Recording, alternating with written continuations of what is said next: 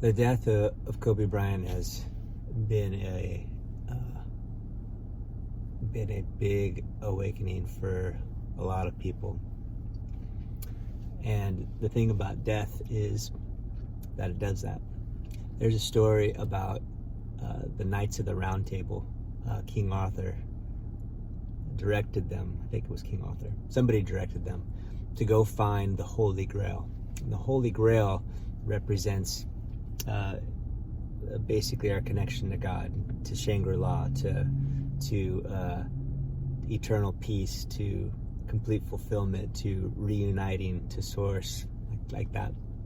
So they were directed, and the knights were told, go to the forest, and the way that you will know which direction to take is that you go to the darkest place and the place with no path. You go to the darkest place and the place with no path, and you will find the Holy Grail. You will find Shangri-La. You will find the new source that you've been searching for and have been unable to find. It's the darkest place. It's through the place with no path. And Kobe's death, it seems like that. Like, what good can come from this? Well, what happens in the darkest place and the place with no path, being that there is no path, is we don't have a set way of doing whatever we're doing. Most of us are on automatic pilot.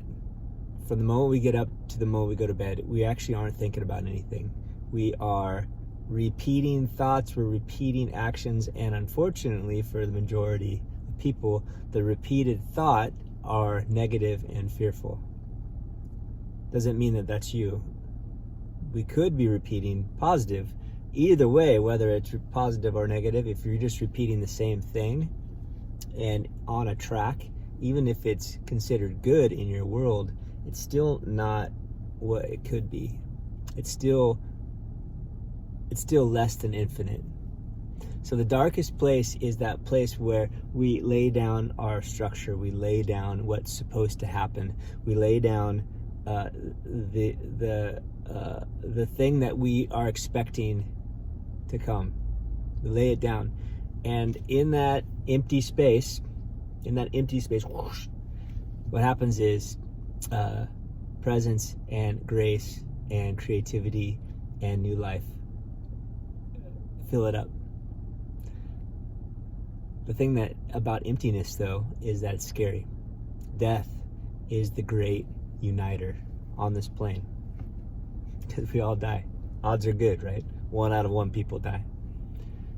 And so what's coming up for you?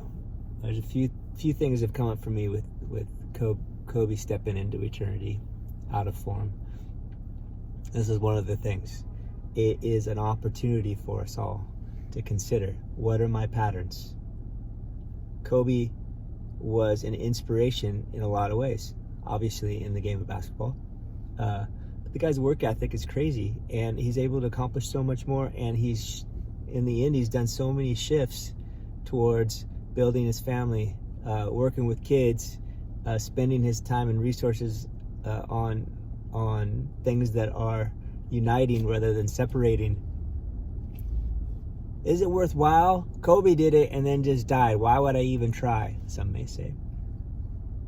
Well, the thing about his death is that it didn't end that.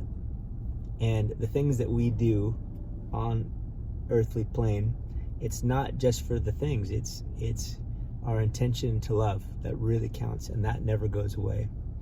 My wife, Carolyn, was telling me this morning how inspired she was, because now she's reading all these things from Kobe, his life, that she wouldn't have read if he hadn't passed, by the way. And she's like, I feel so good about getting up and getting things done, because it's so hard to do, but that's what Kobe did, and man, it's just so inspiring. Maybe I'll get up even earlier, because she like gets up at 5 usually. So it's not wasted. Death is never wasted. Death is the great unsettler, the great space maker, the great uniter, really, of all of us, because it's going to happen. What will you do with this awareness? Has his passing bothered you? Why is it? Can you be in that space of not knowing and see what comes up for you instead of automatically trying to numb yourself with activity, numb yourself with substance, or numb yourself with the normal thing that you do, jumping back into life, so you had to stop thinking about it? Can you be in that space? And in that space, when creation happens, would you be brave enough to start engaging with what's different? You know, Carolyn wants to get up earlier and accomplish more. Maybe somebody wants to love their family more because they're realizing that life is short. And this life is short. Real life is eternal, right? Kobe is not gone, by the way. He is certainly not in his body, and his personality will be missed. But when your personality is gone, what do you want your legacy to be? Are you engaging in the world right now so that you are having the impact that you want to have? And then if not, well, what could you do different? And it's not a big thing.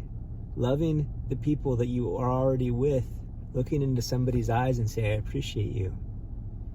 Giving smiles to the clerk, being still when somebody treats you bad, and listening and trying to understand instead of retaliating. I mean, these are huge things that will change the world. But will we do them? Will we release? Will we step into the darkest place with no path? Will you step into the darkest place with no path? By the way, that is the place we usually run away from. But what if our suffering and our pain is that darkest place with no path that is actually our portal to Shangri-La, to the Holy Grail, to the fulfillment and the connection to Source, to creativity, to God itself?